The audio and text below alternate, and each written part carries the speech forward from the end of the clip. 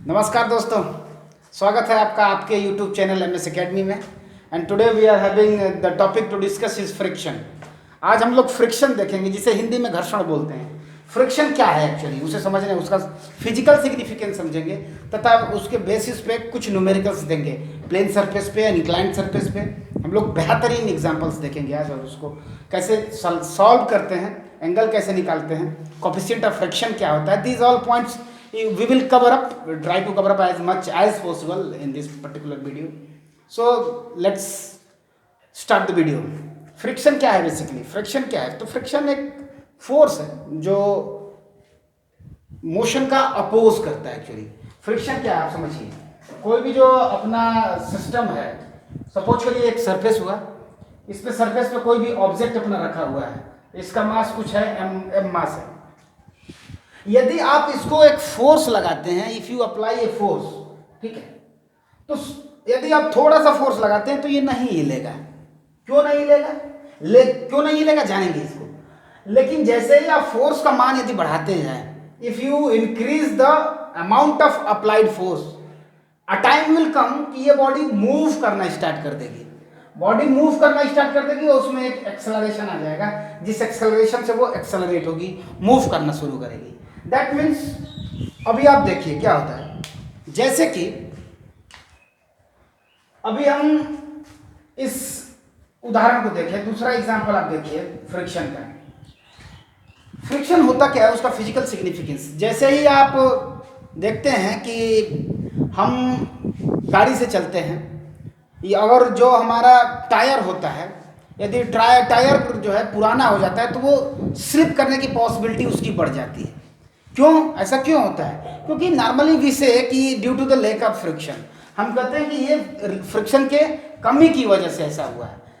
तो फ्रिक्शन क्या है बेसिकली? तो फ्रिक्शन वो है जो उस मोशन का अपोज करता है। यदि फोर्स हम इस डायरेक्शन में लगा रहे हैं तो फ्रिक्शन इस डायरेक्शन में लगेगा। That means opposite to the direction of the force applied. ठीक है, अभी देखते हैं ये अपना एफ फोर्स हो गया जो बॉडी पे अप्लाई कर रहा है, किया जा रहा है। तो एक फोर्स लगेगा अपोजिट डायरेक्शन में, जिसको हमने डिनोट किया है एफएस से, यानी वो काइनेटिक फ्रिक्शन होगा। S stand for static, S stand for static. अभी के आएगा टर्म, उसका मतलब होता है काइनेटिक। ठीक है, उसका मतलब होता है काइनेटिक। स्टैटिक मतलब रुका हुआ, एंड काइनेटिक मतलब कीप ऑन गोइंग, चलता हुआ। अभी आपको समझने की बात यह है, इसमें दोनों को डिफरेंशिएट हम करेंगे कि जब अपना एक ऑब्जेक्ट रुका हुआ है तो इनिशियल फेज में मैंने बताया कि वो अपोज करता है, और जैसे ही अमाउंट ऑफ फोर्स हम बढ़ाते जाते हैं वो एक निश्चित समय के बाद चलना शुरू कर देता है। That means it comes into the state of motion. इसका मतलब क्या हुआ कि वो स्टेट को चेंज कर दिया, यानी पहले वो स्टैटिक कंडीशन में था, रुका हुआ था, सेकेंड कंडीशन में वो मोशन में आ गया। इसका मतलब ये जो इसका नीचे वाला सरफेस है और ये जो अपना सरफेस जिससे मूव कर रहा है, यानी बॉडी का जो सरफेस है, ऑब्जेक्ट का जो निचला सरफेस है, और जो ये अपना जो धरातल है, इन दोनों के बीच में एक रगड़ होता है, एक अपोजिशन होता है। That is called friction. उसको हम फ्रिक्शन कहते हैं, जो कि मोशन का अपोज करता है। तो ये रहा फ्रिक्शन। फ्रिक्शन के थोड़ा सा फिजिकल सिग्निफिकेंस देख लें कि यदि फ्रिक्शन न रहे तो क्या हो सकता है। आप समझिए, यदि फ्रिक्शन न रहे तो हम इस मार्कर की मदद से इस व्हाइट बोर्ड पे नहीं लिख सकते हैं, या चौक से ब्लैक बोर्ड पे नहीं लिख सकते हैं। यदि फ्रिक्शन न रहे तो क्या होगा? यदि फ्रिक्शन न रहे तो अभी मैंने एग्जाम्पल दिखा, मतलब स्लीपर का दिया था, चप्पल वाला, पुराना चप्पल घिस जाता है तो वो टूट, मतलब आपकी गिरने की जो पॉसिबिलिटी है बढ़ जाती है। क्यों? क्योंकि फ्रिक्शन कम हो जाता है। That is basically all about the friction. ठीक है, तो ये है फ्रिक्शन का कुछ। फ्रिक्शन के वजह से हानियां भी हैं, क्योंकि जब फ्रिक्शन एक्चुअली आ जाता है तो उसके वजह से ज़्यादा फोर्स अप्लाई करना पड़ता है, मतलब एनर्जी लॉस होती है। यदि हम पुली और बेल्ट का एग्जांपल लें तो उसमें क्या होता है, उसमें भी फ्रिक्शन आता है। तो बेल्ट और पुली वाले में भी हमें क्या करना पड़ता है, फ्रिक्शन को कम करने के लिए आपने देखा होगा ऑयल या ग्रीस, तो लुब्रिकेंट्स हमें इस्तेमाल करना पड़ता है। तो I am not going to this area कि आखिर फ्रिक्शन को रिड्यूस करने के लिए क्या करते हैं। बेसिकली फ्रिक्शन से मैंने आपको इंट्रोड्यूस करा दिया, फ्रिक्शन क्या होता है। और लुब्रिकेंट्स का इस्तेमाल करते हैं, बस अब ये ध्यान में रखिए कि लुब्रिकेंट्स का इस्तेमाल करते हैं फ्रिक्शन को रिड्यूस करने के लिए। आइए थोड़ा सा हम लोग न्यूमेरिकल पॉइंट ऑफ व्यू से इसको थोड़ा सा हम समझते हैं आखिर होता क्या है। तो मैंने बताया था दो प्रकार का फ्रिक्शन हुआ, एक स्टैटिक फ्रिक्शन, एक तो स्टैटिक फ्रिक्शन जो शुरू में लगा, दूसरा हो गया आपका लिमिटिंग फ्रिक्शन, और तीसरा हो गया डायनेमिक फ्रिक्शन जिसे हम काइनेटिक फ्रिक्शन भी बोलते हैं। आप समझिए इस बात को समझने की आवश्यकता है आखिर कि स्टैटिक फ्रिक्शन, काइनेटिक फ्रिक्शन और लिमिटिंग फ्रिक्शन में क्या है। जब ऑब्जेक्ट अपना स्टेशनरी है, उससे फोर्स लगाया गया, up to a certain time इसमें कोई मोशन नहीं आएगा, उसको हम लोग बोलेंगे स्टैटिक फ्रिक्शन, क्योंकि फ्रिक्शन ने उसको जाने नहीं दिया, मूव नहीं करने दिया, that is the static friction. लेकिन एक ऐसा समय आएगा, एक ऐसा पॉइंट आएगा जब ऑब्जेक्ट ठीक मूव करने वाला होगा, यानी कि जो अपना फ्रिक्शनल फोर्स है वो कम हो जाएगा और जो हमने अप्लाई किया है वो ज्यादा होने वाला है। At that point the amount of friction is called limiting friction. तो स्टैटिक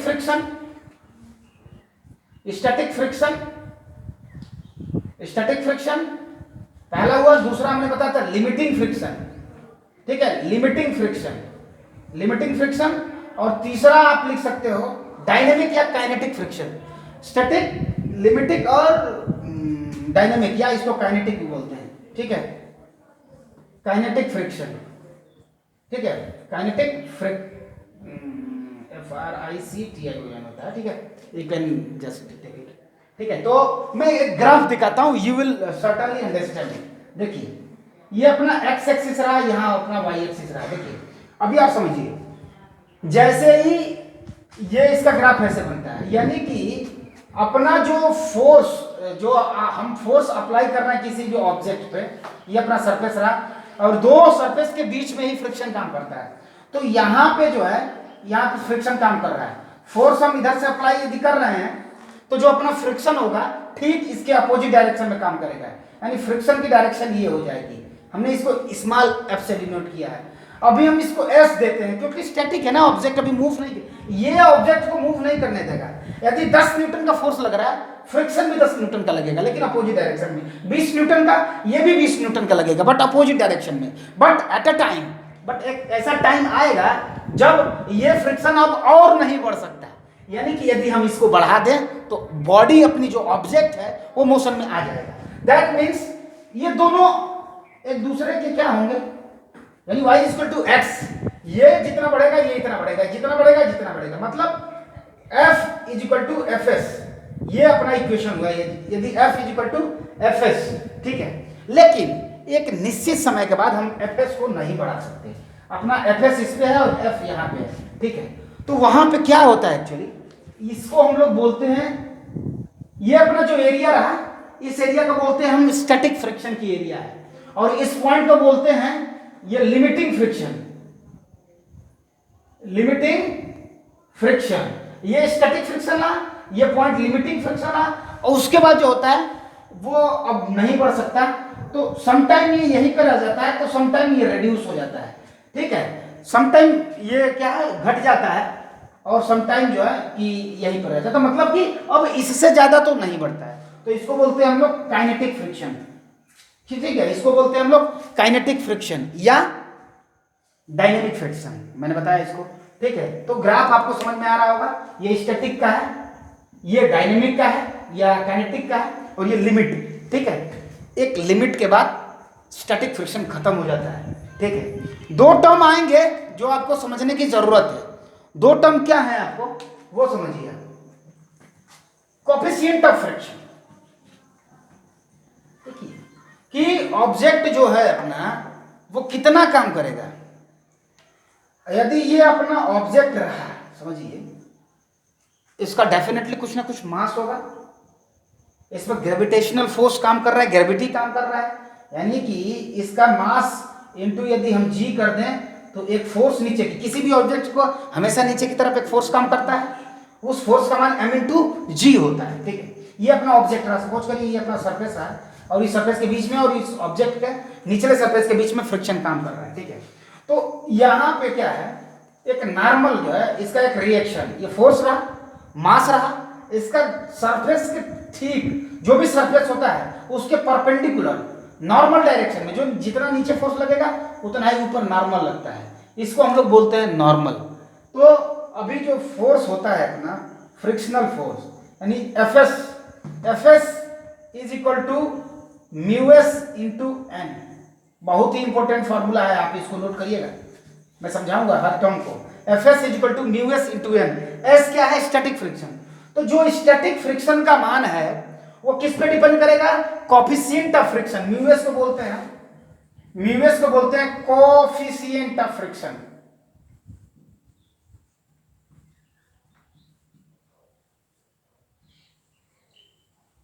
ओके, म्यू को बोलते हैं कोफिशिएंट ऑफ फ्रिक्शन। एस लगा है स्टैटिक के लिए, यदि यहीं पे के आ जाएगा तो क्या बोलेंगे उसको?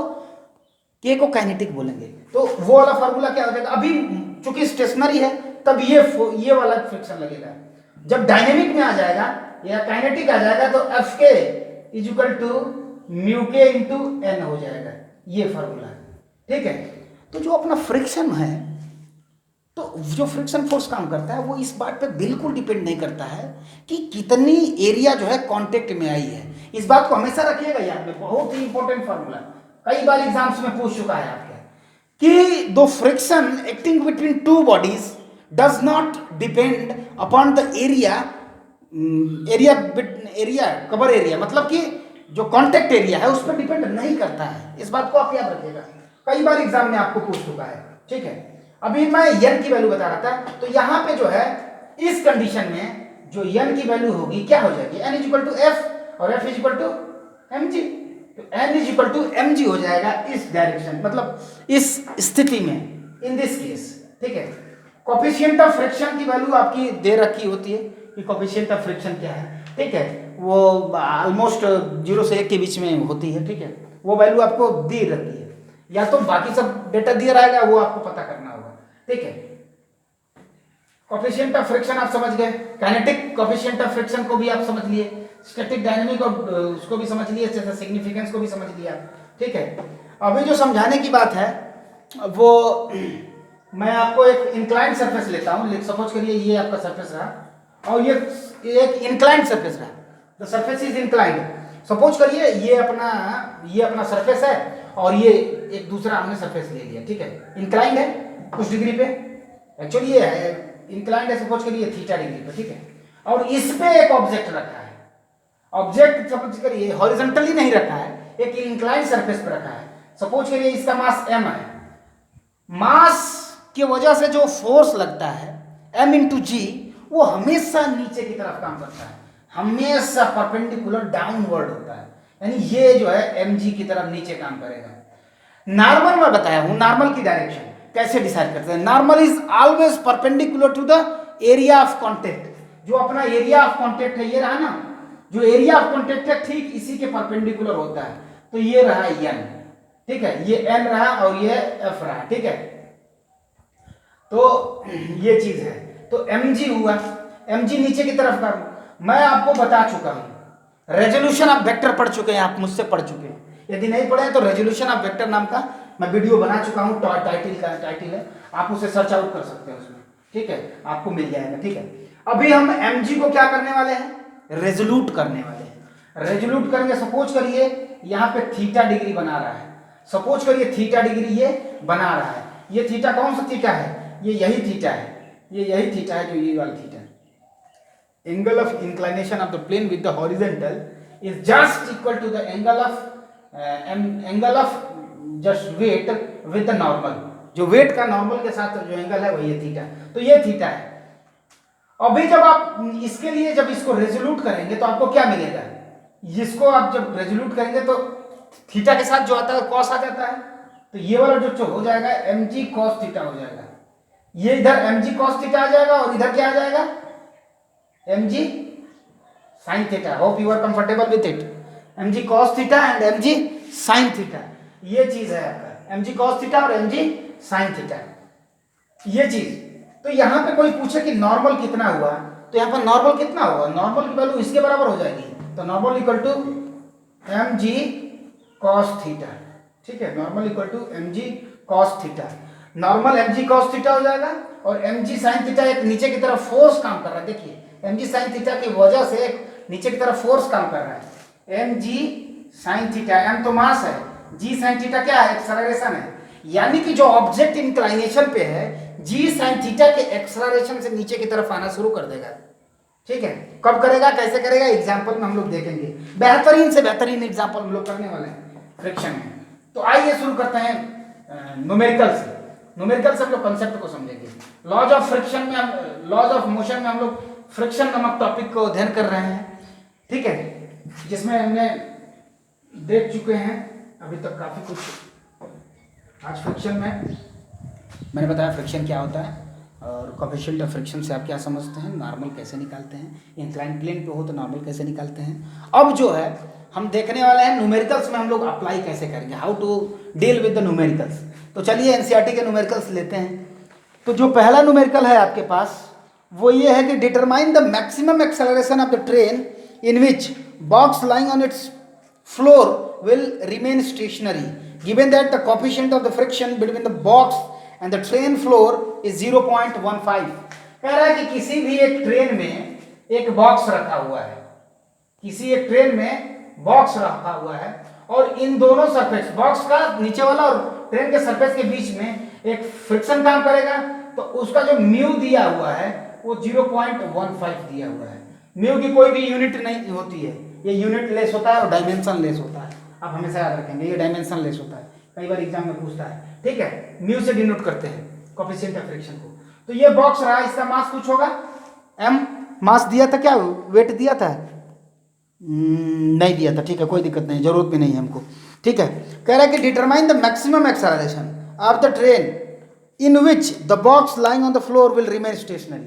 आप हमको हमें ये बताना है कि ये जो हमारी ट्रेन है मैक्सिमम किस एक्सेलरेशन से चले कि जो बॉक्स है स्लाइड ना करे, मूव ना करे। आपको पता है यदि तेज चलेगी तो ये बॉक्स पीछे की तरफ आएगा, ये बॉक्स पीछे की तरफ आएगा यदि तेज चलेगी तो हमें वही बताना है कि मैक्सिमम कितना एक्सेलरेशन से जा सकता है कि बॉक्स हिले ना, मतलब लाइंग ऑन द सरफेस पर पड़ा रहे, सरफेस पे ही पड़ा रहे, हिले ना।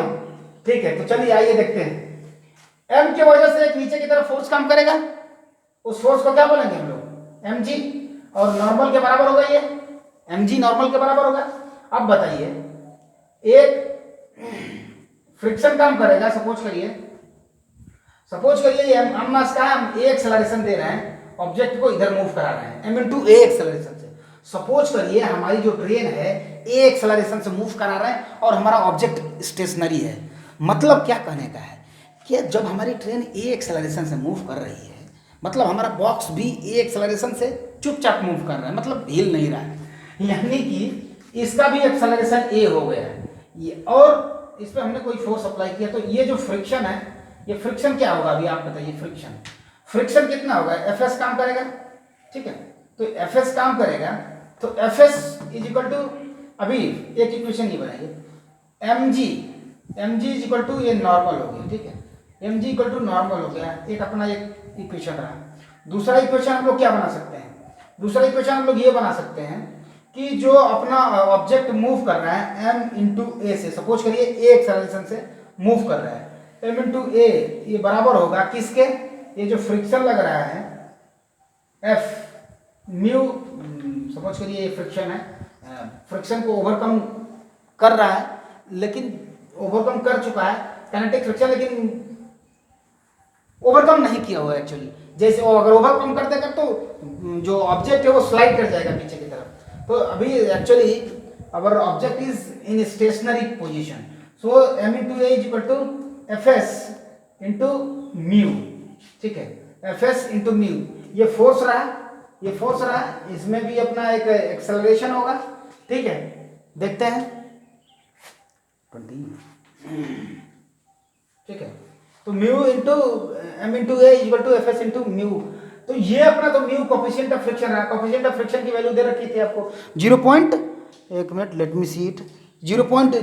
दे रखा था। ठीक है, 0.05 दे रखा था। ठीक है, तो अभी मैंने बताया था कि जो Fs की वैल्यू होती है वो किसके बराबर होती है? म्यू इंटू n के बराबर होती है। तो जो Fs की वैल्यू होगी म्यू इंटू Fs की, Fs की वैल्यू या तो इसके बराबर हो सकती है, इससे कम रहेगी। क्यों? क्योंकि इससे ज़्यादा होगी तो मोशन में आ जाएगा ऑब्जेक्ट। तो F S is less or equal to mu की वैल्यू आपको 0.15 दिया था, और नॉर्मल की वैल्यू कितनी थी? नॉर्मल की वैल्यू एम इंटू जी समझिए आप, और कैसे, ठीक है, एम इंटू जी समझिए, एम इंटू ए या एम इंटू जी समझिए, ठीक है, नीचे की तरफ काम कर रहा है तो एम इंटू जी समझेंगे, ठीक है। Now what you have to find mu acceleration.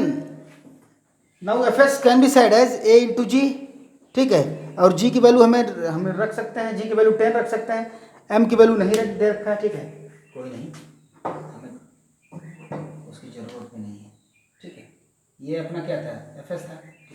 अभी आप यहाँ आइए, तो जो अपना एफ एस है, एफ एस की जगह हम लोग क्या लिख सकते हैं? एम इंटू ए लिख सकते हैं, फोर्स है, into acceleration gives you the force, mass into acceleration gives you the force is equal to this. तो 0.15 into M into G, M into G. अभी आपके पास एम से एम कैंसिल हो जाएगा और जी की वैल्यू आप रख दीजिए। तो जी की वैल्यू आप यदि रख दें तो कितना होता है? 9.8 मीटर पर सेकेंड स्क्वायर रख सकते हैं, यानी 0.15 इंटू 10 यदि रख दें तो आपको एक्सेलरेशन की जो वैल्यू मिल जाएगी 1.5 मीटर पर सेकेंड स्क्वायर, ठीक है। ये जो एक्सेलरेशन है 1.5 मीटर पर सेकेंड स्क्वायर, ये क्या है? ये कौन सा एक्सेलरेशन है?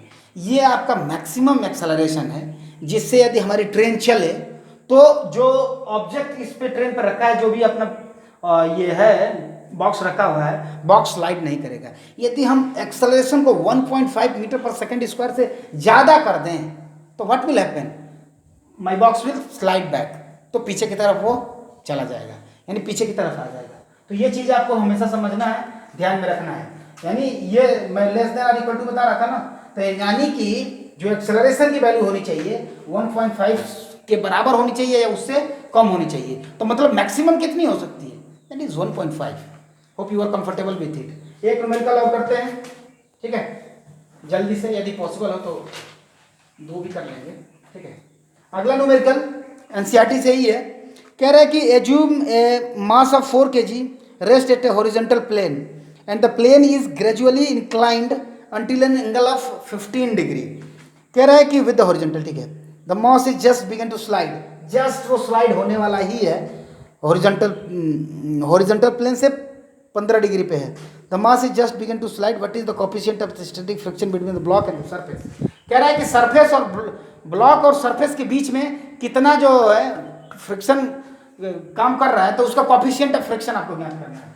अभी हमने देखा था कि अपना जो पिछला वाला एग्जांपल था हमने हॉरिजॉन्टल पे लिया था, अब एक इंक्लाइंड सरफेस ले रहे हैं और इस सरफेस का जो थीटा दे रखा है वो 15 डिग्री दे रखा है। अपना ऑब्जेक्ट यहाँ पे दे रखा है, ठीक है, ऑब्जेक्ट का मास दिया हुआ है 4 kg। कितना दिया है? 4 kg। तो mg नीचे की तरफ काम करेगा। सपोज करिए ऐसे है, ये यहाँ पे हमने ऑब्जेक्ट रखा हुआ है, ठीक है, तो mg नीचे की तरफ काम करेगा, डेफिनेटली नीचे की तरफ काम करेगा। तो नीचे की तरफ काम करेगा तो इसका कोएफिशिएंट सपोज करिए थीटा है, तो ये हो जाएगा mg sin mg cos theta. मैं रेजोल्यूट करके बचा चुका हूँ आपको। और इधर के लिए काम करेगा वो होगा mg sin थीटा, और इधर की तरफ नॉर्मल काम करेगा, ठीक है। तो यहाँ से हम इक्वेशन क्या लिख सकते हैं? सपोज करिए आप इक्वेशन लिखना चाहते हैं, ठीक है, तो यहाँ पर क्या लिख सकते हैं? ठीक है, ये सपोज करिए ये इधर की तरफ मूव करेगा तो इसके अपोजिट में फ्रिक्शन काम करेगा Fs। तो यहाँ पे अभी हम लिख सकते हैं Fs is equal to mg sin theta. ये इक्विलिब्रियम में बना रखा है, ये वाला फोर्स इसके बराबर है, तभी तो मूव नहीं कर रहा है ना। यदि ये ज्यादा होता तो नीचे की तरफ आ जाता है, यानी कि अभी हमारा इक्विलिब्रियम बना हुआ है, स्टैटिक कंडीशन बनी हुई है। समीकरण number 1, equation number 1। And normal is equal to क्या होता है आप बताइए? नॉर्मल इज इक्वल टू हो गया आपका mg cos थीटा, ठीक है, very good, mg cos theta, equation number 2। अभी आप समझिए, mg cos थीटा n को बैलेंस कर रहा है, ये इसको बैलेंस कर रहा है, यानी mg cos theta is equal to n, equation number 2। और ये वाला जो फोर्स नीचे की तरफ काम कर रहा है इंक्लाइंड सरफेस पे, mg sin थीटा इसको बराबर कर रहा है, यानी Fs is equal to mg sin theta, ठीक है। अभी आप डिवाइड कर दीजिए इक्वेशन नंबर 2 को, डिवाइड कर दीजिए इक्वेशन नंबर 1 से, तो आपको क्या मिलेगा? n upon Fs is equal to, ये डिवाइड करेंगे कैंसिल हो जाएगा, okay sorry, equation number first को सेकंड से डिवाइड करिए, फर्स्ट डिवाइडेड बाय सेकंड, तो आपको क्या मिलेगा? F S by N is equal to, ये कैंसिल हो जाएंगे, टेन थीटा। कितना मिल जाएगा आपको? Tan theta. और थीटा की वैल्यू आपको पता है, थीटा की वैल्यू आपको कितनी पता है? थीटा की वैल्यू तो आपको पता है ना, 15 डिग्री। कितना दिया था? Theta is equal to 15 degree, ठीक है। तो थीटा की वैल्यू आपको 15 डिग्री दिया है। अब आप हमको ये बताइए, ये जो एफ एस अपन एन है उसको क्या लिख सकते हैं? मैं बताया था पहला इक्वेशन, अगर आपको याद हो तो F S is equal to क्या बताया था? म्यू इंटू एन, यानी एफ एस अपान एन को ही आप म्यू लिखते हैं, इजंट इट? यानी F S is equal to mu into N में बताया था, यानी एफ बाई एन को आप म्यू लिख सकते हैं, यानी इस इक्वेशन में आप एफ बाई एन को म्यू लिख सकते हैं। तो let's write down. So mu is equal to tan theta, और थीटा की वैल्यू तो आपको पता है, सर्वविदित है, कितना था? 15 डिग्री, ठीक है। तो म्यू की वैल्यू हमको निकल जाएगी यहाँ से tan 15, और कैलसी से tan 15 का मान यदि आप निकालें तो आपको मिल जाएगा दैट इज इक्वल टू 0.27। तो म्यू की वैल्यू कितनी हो जाएगी? 0.27, ठीक है। ये हुआ कोफिशिएंट ऑफ फ्रिक्शन, जो इंक्लाइंड, यदि ऑब्जेक्ट अभी स्लाइड नहीं कर रहा है और वो कितने पे है? थीटा 15 डिग्री पे है, इंक्लाइंड है, और म्यू जो कोफिशिएंट, जो बॉक्स के बीच में और सरफेस के बीच में जो फ्रिक्शन काम कर रहा है, उस फ्रिक्शन का जो कोफिशिएंट ऑफ फ्रिक्शन है उसका मान कितना है अपना? उसका मान 0.27 है। Hope you are comfortable with it. ये रेजोल्यूशन ऑफ वेक्टर मैंने बताया था। रेजोल्यूशन ऑफ वेक्टर मतलब mg होगा, mg नीचे की तरफ, तो mg cos थीटा इधर, mg sin थीटा इधर। थीटा के साथ जो रहता है वो cos थीटा को लेता है, mg cos theta, mg sin theta, g mg cos theta, mg sin theta हो गया। तो ये इसको काउंटर बैलेंस कर रहा है, mg cos theta equal to n, mg sin theta equal to fs, और दोनों को इक्वेशन को हमने डिवाइड कर दिया, tan theta equal to fs upon n, और इस इक्वेशन से fs is equal to mu into n, fs upon n को हम म्यू लिख सकते हैं, यानी म्यू ही tan थीटा होता है, उसी को कोफिशिएंट ऑफ फ्रिक्शन बोलते हैं। So comfortable? एक और न्यूमेरिकल करते हैं, that will be the last numerical. जितना ही न्यूमेरिकल करेंगे उतना ही कंफर्टेबल रहेंगे, उतना ही आप अच्छा बेहतरीन। और फ्रैक्शन वगैरह से तो थ्योरेटिकल क्वेश्चन काफ़ी कम ही बनता है कॉम्पिटिटिव एग्जाम्स में, तो नहीं तो न्यूमेरिकल्स अगर जेई वगैरह की बात करें, नीट की बात करें, तो उसमें तो न्यूमेरिकल्स ही बनते हैं। एक न्यूमेरिकल और करते हैं, देखिएगा। कह रहा है कि what is the acceleration of the block and the trolley of the system, ठीक है, if the coefficient of the kinetic friction between the trolley and the surface is 0.04, 0.04 दिया है, ठीक है। मास दिया हुआ है 20 kg और 3 kg, ट्रॉली की मास दिया है 20 kg। सपोज करिए मैं बना देता हूँ आपको, ठीक है। ये ट्रॉली दिया हुआ है, ये 20 kg इसका मास दिया हुआ है, 20 kg, ठीक है। ये यहाँ पे पुली लगा हुआ है, और इसी धागे से एक 3 kg का मास लटक रहा है, ठीक है। ये धागा है, धागे में एक टेंशन काम करेगा, यहाँ भी टेंशन एक काम करेगा, ठीक है। 20 kg का है तो नीचे की तरफ एक फोर्स काम करेगा, तो 20 इंटू जी हो जाएगा उसका मान, am I right? Mass into gravitational gravity into g काम करेगा। यहाँ पे एक फ्रिक्शन भी काम करेगा, एक फ्रिक्शन नीचे की तरफ काम करेगा इधर, तो इसका मान आपको यदि एफ के दिया हो, ठीक है, एफ के दिया हो, सपोज करिए 3 मास का है, ये काइनेटिक है यानी मूव कर रहा है, जैसे ये आगे की तरफ मूव करेगा ये नीचे की तरफ आएगा, नीचे की तरफ आएगा मतलब कि एक इसमें एक्सेलरेशन होगा। सपोज करिए वो ए है। लेकिन एक बात जो आपको याद रखनी है इस क्वेश्चन में, कि ये जो 3 kg का ऑब्जेक्ट जिस एक्सेलरेशन से नीचे आएगा वर्टिकली डाउनवर्ड, उसी एक्सेलरेशन की ये 20 kg की जो ट्राली है वो आगे की तरफ हॉरिजॉन्टल डायरेक्शन में मूव करेगी। यानी यदि ए डायरेक्शन से ये इधर जा रहा है तो ये भी ए डायरेक्शन से इधर ही जाएगा, ठीक है। ये पुली है सपोज करिए, यानी कि आप क्या कह सकते हो, तो जो आपका एफ के होगा is equal to mu K into N हो जाएगा, isn't it? F K is equal to mu into N, N की वैल्यू कितनी होगी? एकदम सरफेस पे है नॉर्मल, मतलब कि एम जी के बराबर हो जाएगी। तो यानी F K is equal to कितना हो जाएगा? म्यू इंटू एन, म्यू की वैल्यू आपको दिया है 0.04 इंटू एन की वैल्यू दिया है 20, if I am not wrong, ठीक है, 20 या 200, नहीं 20 ही है, ठीक है, और 0.04, ठीक है। तो यहाँ से कितना हो जाएगा? 4 2 जा 8 हो जाएगा, ठीक है। 4 2 जा 8, यहाँ 0 बन जाएगा, 4 2 जा 8, ठीक है। एक मिनट, एम इंटू जी होता है ना, सॉरी, एम इंटू जी, जी की वैल्यू आप 10 ले लें, सपोज करिए, तो 10 ले लें, तो इसको आप करें तो 20 इंटू 10 इज इक्वल टू 200 हो जाएगा। That's why I was confused bit. So ये हो जाएगा, ये 2 जीरो से ये 2 जीरो यहाँ चला जाएगा, यानी F K is equal to हो जाएगा आपका 8। याद रखिएगा F K is equal to 8। चलिए इसमें हम लोग एक्सेलरेशन लगाते हैं। एक्सेलरेशन क्या है, इसमें नीचे की तरफ टेंशन काम कर रहा है, उस टेंशन को काउंटर बैलेंस कौन कर रहा है, mg मतलब 3g। तो t is equal to 3g, t is equal to 3g है ना, यानी t minus 3g equal to 0 कह सकते हैं। इसी को आप चाहें तो लिख सकते हैं t minus 3g is equal to 0। और एक एक्सेलरेशन नीचे की तरफ काम भी कर रहा है, वो एक्सेलरेशन क्या है, m इंटू जी। ठीक है, m कितना है 3 इंटू जी कितना है a। तो ये वाला एक्सेलरेशन इस एक्सेलरेशन के बराबर होगा। ये वाला एक्सेलरेशन कितना है, यानी 20 फोर्स इस पे कितना काम कर रहा है, इस पे फोर्स कितना काम कर रहा है, टेंशन माइनस के एफ के। इस पे फोर्स कितना काम कर रहा है, tension minus K F K, tension minus K F K into acceleration करते हैं हम, equal to acceleration is equal to ये वाला एक्सेलरेशन अपना, ये फोर्स इनटू एक्सेलरेशन मास, ये क्या है ना फोर्स, नहीं m इंटू ए करेंगे ना, ये जो है फोर्स कितना काम करेगा एफ इंटू ए, ये टोटल फोर्स काम करेगा। एफ इज इक्वल टू कितना होगा, मास कितना है 20 इंटू एक्सेलरेशन कितना है, तो ए मान लेते हैं, ए एक्सेलरेशन से इधर मूव कर रहा है। तो अभी टी कितना है आपके पास नहीं पता है, तो T minus F K is equal to 20a। ठीक है, यहां से आपको टी इज इक्वल टू आपको मालूम है T is equal to 3g है, तो 3g मतलब 30 हो जाएगा ना, 3g की वैल्यू अगर 10 रख दें तो 3t यानी 30 हो जाएगा। यानी आप क्या लिख सकते हो, यानी 30 माइनस एफ के की वैल्यू भी निकाल चुके हो आप 8, 3 माइनस 8 एफ के की वैल्यू कितनी है 8, 3 minus 8 is equal to 20a। अभी a की वैल्यू निकालिए आप, 30 माइनस 8 इज इक्वल टू कितना हो जाएगा, 30 माइनस 8 22 और is equal to a upon 20। ठीक है, a अपॉन 20, सॉरी एक्चुअली अभी जो अपना सिस्टम है उसमें समझना ये है कि मास अपना 20 kg नहीं है, ये 3 kg भी तो सिस्टम का ही मास है ना।